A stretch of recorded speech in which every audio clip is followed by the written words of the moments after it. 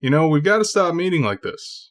I mean, not that I mind, but gotta give me some warning beforehand, come on. Or maybe I'm just shit at introducing videos. I had originally planned on covering volumes 5 through 7 in this video, but as you can see by the length and the fact that it's only covering volume 5, I've adjusted my goals. Also, I'm going to slap a big warning on this video up front. Not for content, because this series doesn't have anything shocking besides war. We're at that point in the story now where the anime and manga haven't even touched. That's right, if you're watching this through the anime, or heaven forbid, reading it through the manga, first off, my condolences.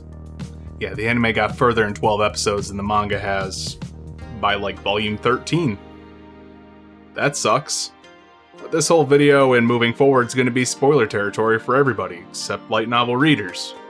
So either click off this video or watch my first 2 to get caught up.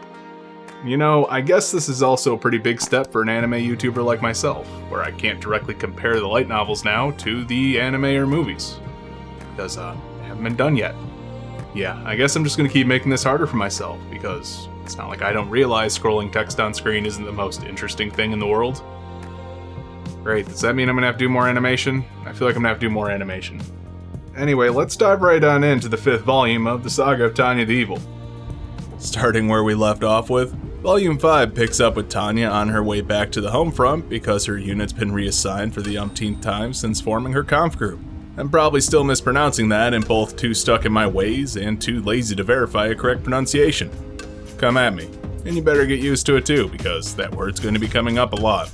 So Tanya's sitting in a first-class rail car on her way back to headquarters so she can be given new orders after an extended stay on the Eastern Front, when her old friend, now same rank as her, Lieutenant Colonel Uger, pops in to deliver some bad news. But also butters Tanya up with some real coffee, as opposed to the fake shit she's been given on the front lines and hates.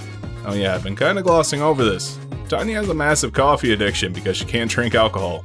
The bad news that Uger gives her is a glimpse of an absolute shit show that will be unfolding over the next few books, so we're gonna tuck that away.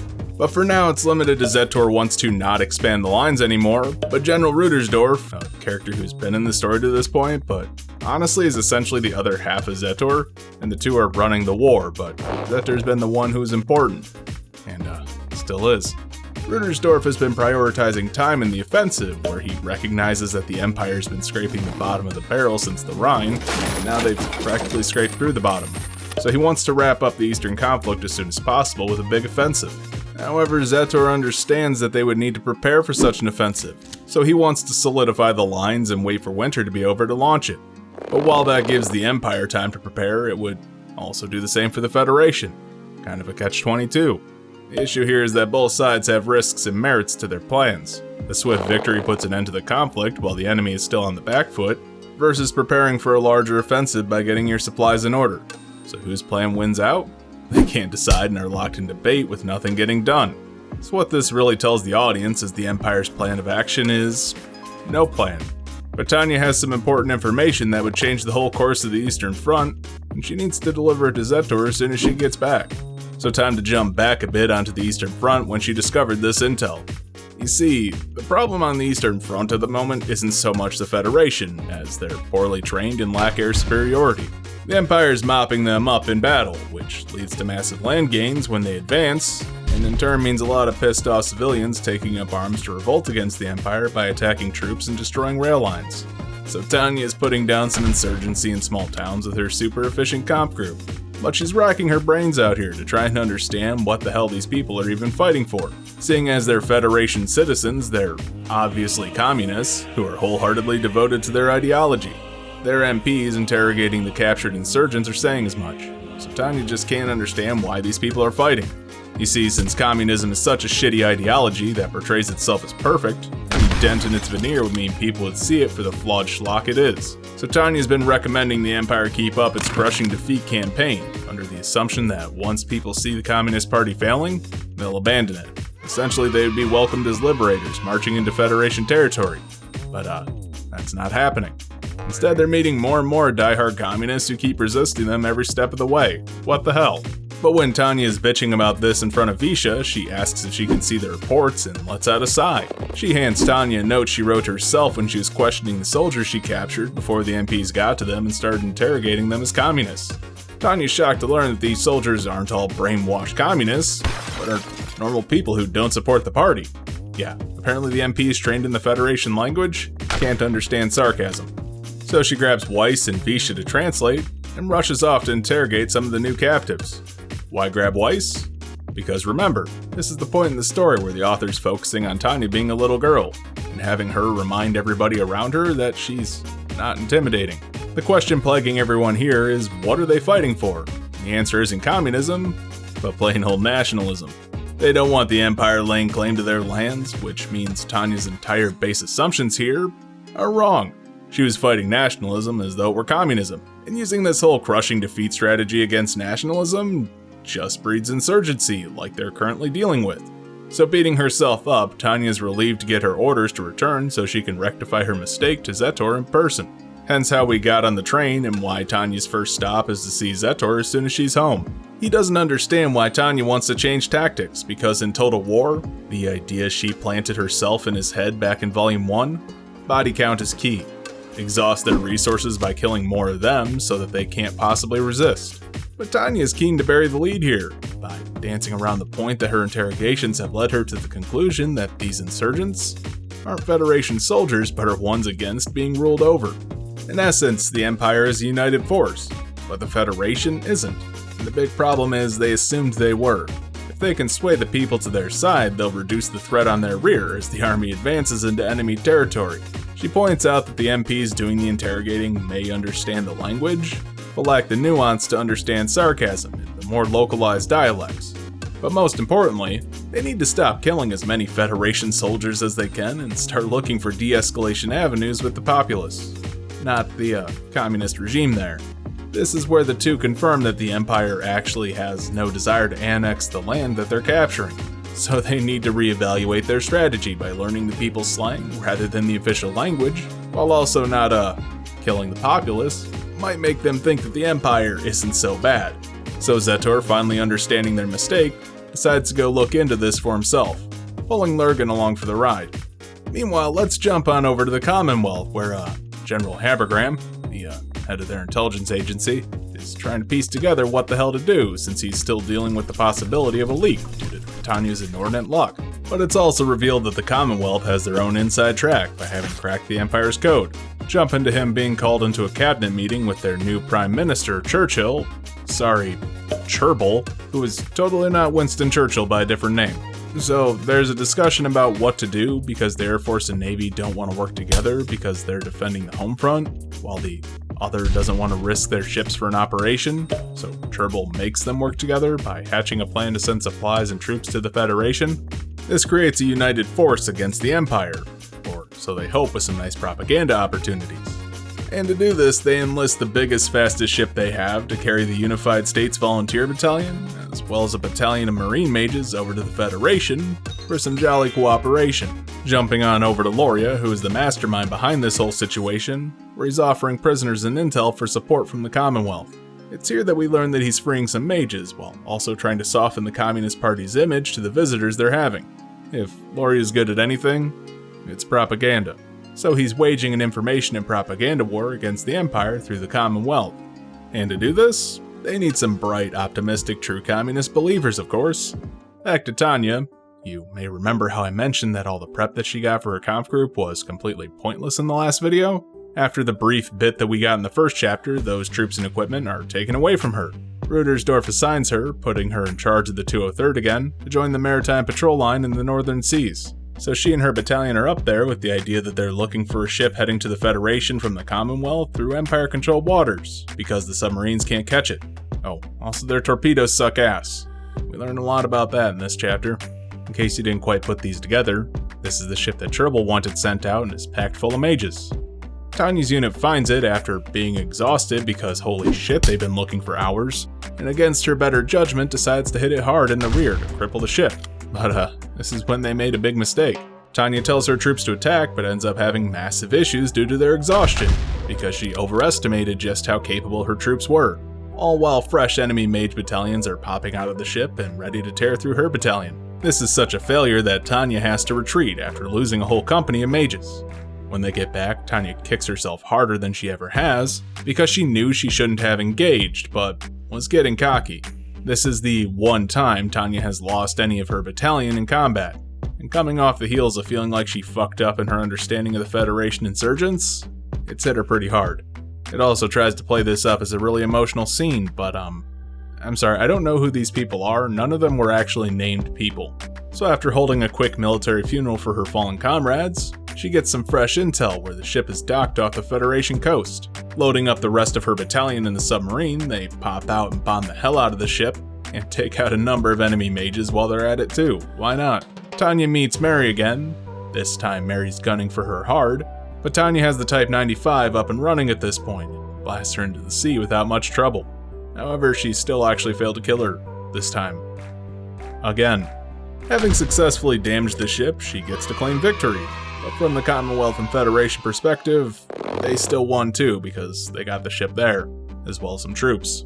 Speaking of the Federation, we're introduced to a Federation mage fresh from the camps who's been drafted into the army.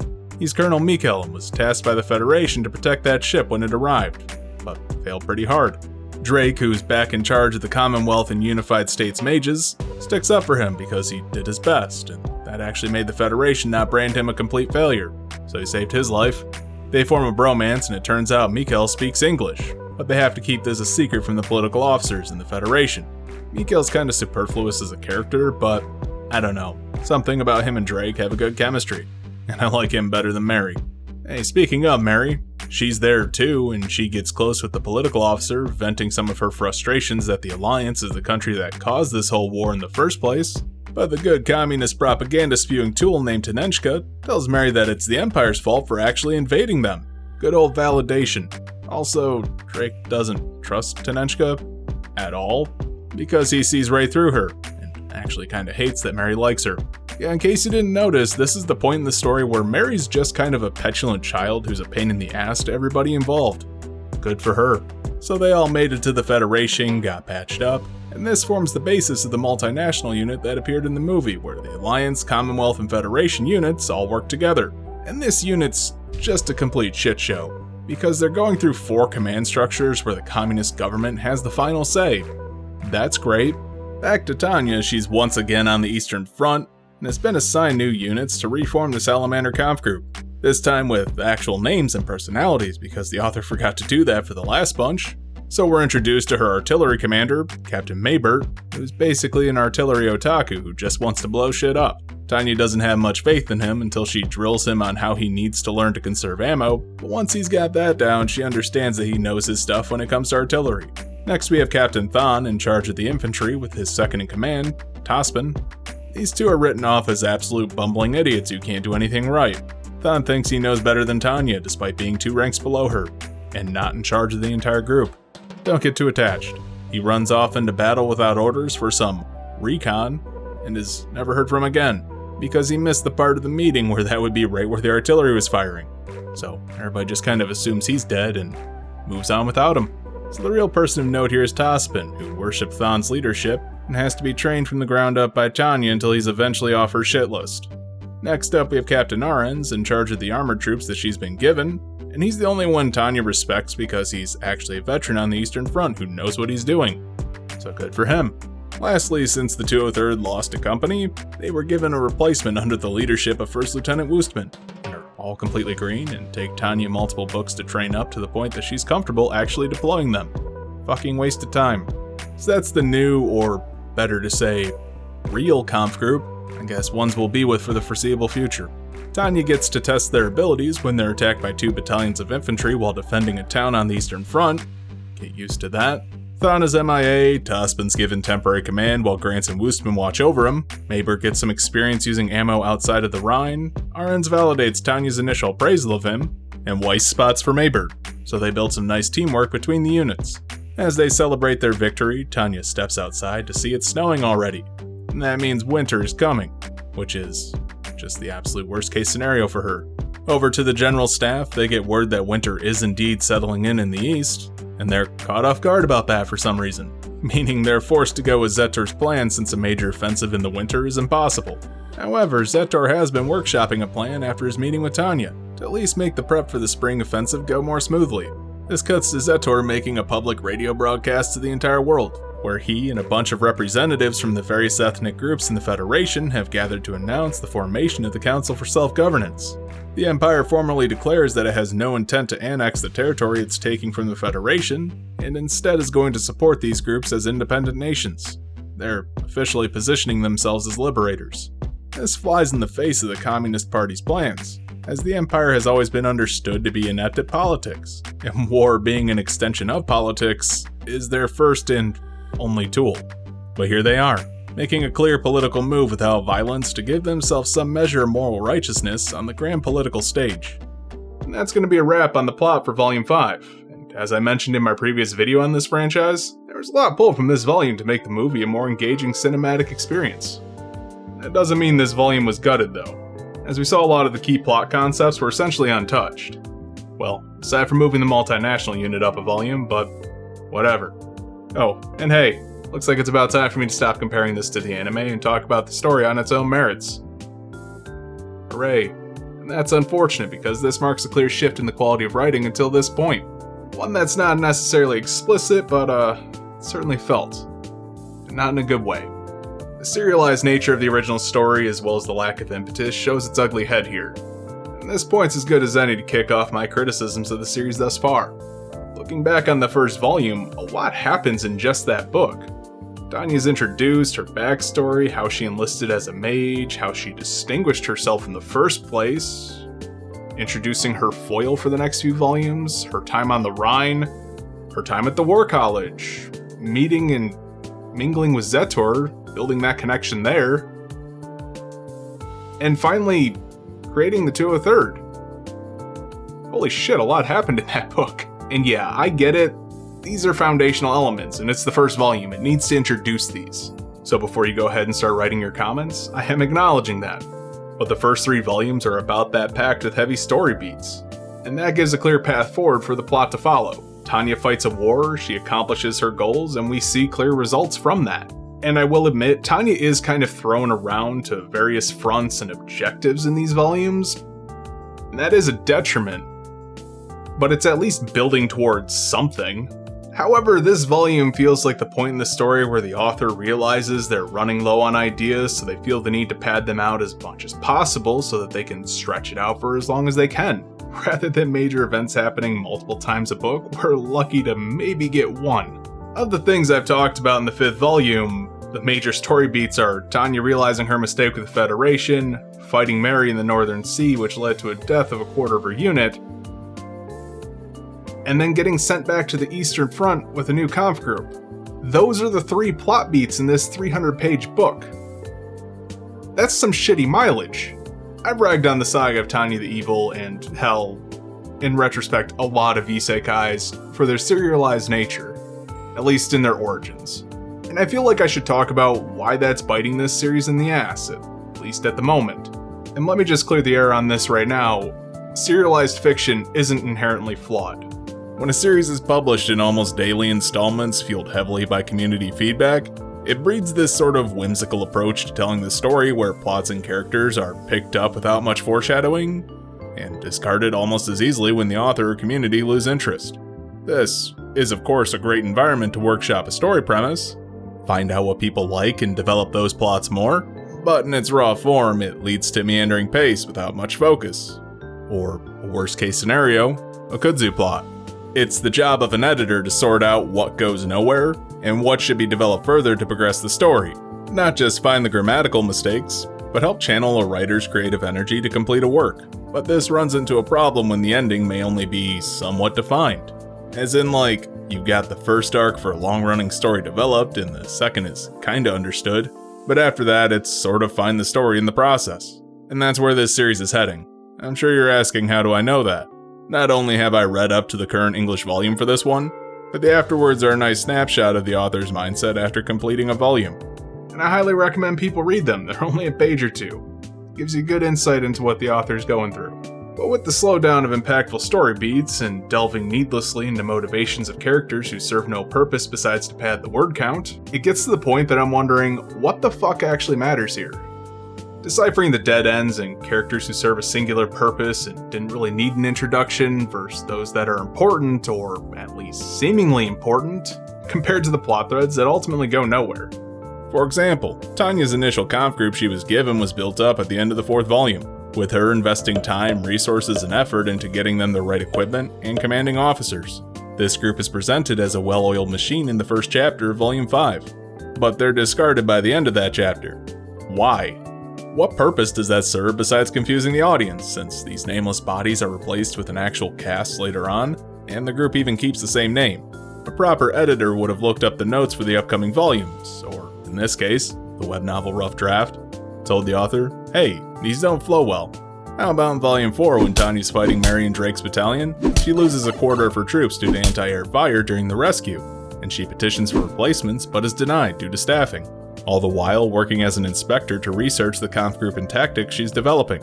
So she goes up north and there she fights Drake's battalion again, protecting the ship. But this time they have to flee because it's perfectly clear to Tanya and the general staff that the 203rd is built around being an augmented battalion, and their fighting capabilities are, say, halved instead of quartered without the extra members. So when Tanya is assigned her conf group, right as she's about to write this off as Weiss's problem, she's given a mage company under Woostman as well as the rest of her troops, and they're all deployed to the front lines.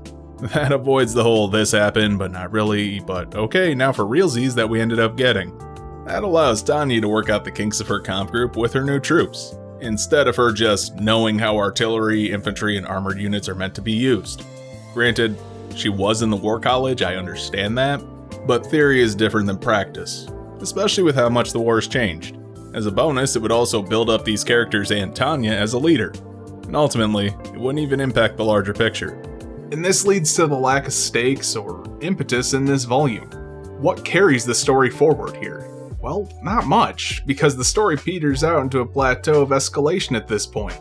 If the first 3 volumes were about Tanya winning the war for the Empire, these ones are just about her trying to hold the situation together, which, could be interesting if there was anything to hold together. The situation's bleak, and really can't get much bleaker than it already is. Plus, what it does have is just not handled in a terribly interesting way. For this volume, Tanya's fighting minor battles to hold the line, while the general staff comes up with a strategy for what to do moving forward. She's playing damage control for an indecisive leadership, and that leads to a lack of strong climaxes, or rather, no ebb and flow to the story. Volume 3 ended with Tanya having a monumental success brought low by the Republic refusing to surrender, so the war continued. Volume 4 has Tanya riding high after her reassignment, only to be brought low by learning that she has to field test the conf group and tactics that she developed. The books generally follow this formula, where Tanya starts in a middling or bad state, it gets worse, and then ends with her being triumphant, while hinting that rough times are ahead. Volume 5 starts with Tanya low, tries to bring her lower by killing off nameless characters she's been with for 5 volumes, and ending with her essentially where she started. Changes in the situation for a character are what keep the story engaging, and this, didn't do that. The loss of a company in her battalion is meant to hit her hard, and while she's emotionally hurt by it and her dutiful reputation is tarnished, from a storytelling perspective, it lacks impact. These are, again, I'm gonna stress, nameless people who are replaced by more nameless people. But at least one of them has a face now. Took you long enough. And I see that the message here might be that Tanya is getting careless or cocky, and her mistakes are finally coming back to bite her in the ass. And yeah, they are in ways that she's not even fully aware of yet, but 5 volumes into a series doesn't really strike me as the time to suddenly insist that your protagonist's actions have consequences. So I feel that's a poor reason to suddenly say, hey, the stakes are raised. These are things that should have happened throughout the series, like Tanya taking damage while holding off the Republic on the Rhine during their retreat leading to Operation Lockpick, or her hubris getting the better of her in the Southern Campaign.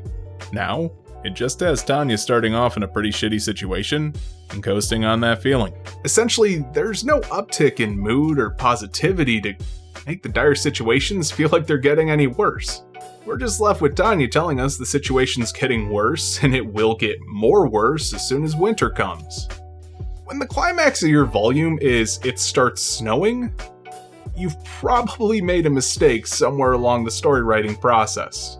This would be easy to write off as just a poor ending to a volume if the next two didn't suffer from pretty much the exact same problem. And that tells me that this is a structural issue, backed up by the author reveling in his revelation that he likes to see Tanya suffer. And that's not necessarily a bad thing. That shows the author isn't so attached to their characters that they're not willing to make them suffer, but there needs to be positive upticks for the downhill strokes to have something to contrast to. I've said that the light novels are a political drama, and I hold to that, but they're still a political drama about a singular soldier who's influencing world politics without necessarily realizing she's doing it. So Tanya's journey is essential to the story being told. Next time we're looking at Volume 6, and maybe I'll learn to end videos better. But hey, in the meantime, guess what? You made it to the end of the video. Don't forget to like, comment, subscribe, share, and do all the other YouTube stuff to help the channel grow. You can also join me on Discord with a link down in the description. If you really want to support me, you can head on over to my Patreon. There you can pick up some extra perks, like voting on what I do next. Speaking of Patreon, I'd like to give a special thanks to Nadeshiko for their continued support. Thanks for watching.